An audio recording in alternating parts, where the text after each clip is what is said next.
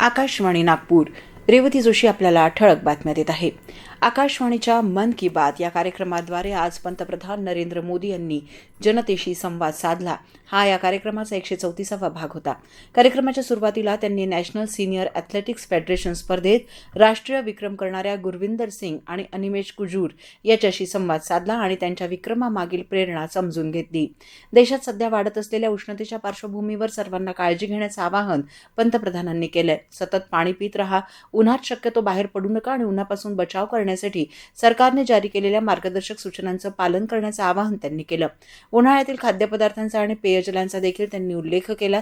वेगवेगळ्या देशातील वेगवेगळ्या ठिकाणच्या आंब्याच्या प्रजाती, उत्तर भारतातील सातूचं पीठ आणि कोकणातील सोलकढी, कोकम सरबताचा त्यांनी उल्लेख केला.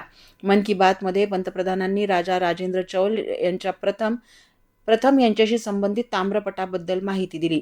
ज्ञान भारतम अभियानांतर्गत लागलेल्या शोधांचाही त्यांनी उल्लेख केला. उत्तर प्रदेशातील मनोरमा नदी स्वच्छ करण्यासाठी झालेल्या जनचळवळीबद्दल देखील त्यांनी आजच्या मन की बातमधून सांगितलं. राजमाता पुण्यश्लोक अहिल्यादेवी होळकर यांची 301वी जयंती आज देशभरात साजरी होते. अहिल्यादेवी होळकर यांच्या जयंतीनिमित्त देशभरात विविध कार्यक्रमांचं आयोजन करण्यात आलं आहे. अहिल्यानगर जिल्ह्यात चौंडी इथं अहिल्यादेवी होळकर यांना अभिवादन करण्यात येणार आहे. यावेळी राजस्थानचे राज्यपाल हरिभाऊ बागडे, मुख्यमंत्री देवेंद्र फडणवीस, उपमुख्यमंत्री एकनाथ शिंदे आणि सुनेत्रा पवार उपस्थित राहतील. आज जागतिक तंबाखू विरोधी दिन पाळण्यात येतोय. तंबाखूचा वापर पूर्णपणे बंद करण्यासाठी जागतिक आरोग्य संघटनेनं या उपक्रमाची सुरुवात केली. आकर्षणाला चालना, निकोटीन आणि तंबाखूच्या व्यसनावर मात ही यंदाची संकल्पना आहे. दरम्यान जून महिन्याच्या 25 तारखेपासून राज्यभरात नशामुक्त महाराष्ट्र अभियान राबवण्यात येणार असून सर्व लोकप्रतिनिधी, शैक्षणिक संस्था आणि सामाजिक संघटनांनी अभियानात सक्रिय सहभाग नोंदवावा असं आवाहन मंत्री आशिष शेलार आणि मंत्री मंगल प्रभात लोढा यांनी केलं आहे.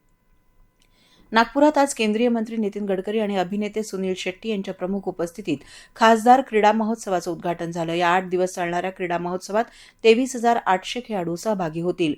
वर्धा जिल्ह्यातील समुद्रपूर तालुक्यातील शेडगाव जवळील वना नदीपात्रात अधिक मासानिमित्त स्नानासाठी गेलेल्या तिघांचा बुडून मृत्यू झालाय.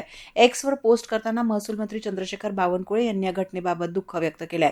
याबरोबरच हे ठळक बातमीपत्र संपलं. या पुढील ठळक बातमीपत्र आपण सायंकाळी 6:58 ऐकू शकाल. नमस्कार.